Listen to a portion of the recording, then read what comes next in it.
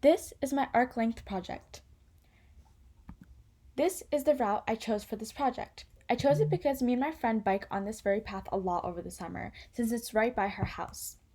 As shown in the slides, this route forms a parabolic shape, but for confirming that this is a parabola, I calculated it first. I did this by choosing points in the route to form an equation. These are my selected points.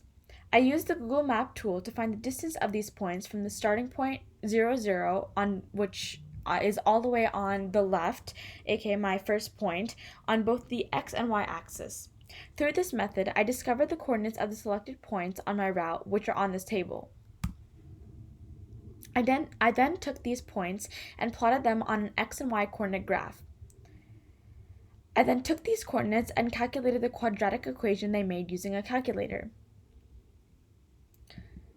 I calculated this by pressing stat in my calculator, adding the x and y coordinates as a list, and then pressed stat again, went into the calculation section, and chose the option to solve for the quadratic regression, which is where I got my values for this quadratic function. The equation I got was negative 0.00266952x squared plus 1.525x plus 3.68.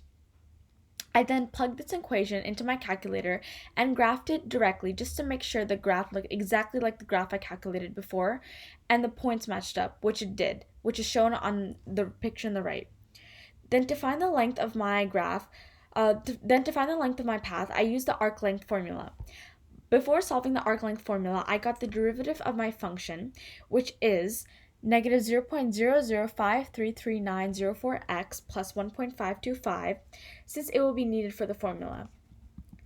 Then for the formula for my b value, I use my endpoint x coordinate, which is 570 feet, and my a value was my origin x coordinate, which is 0.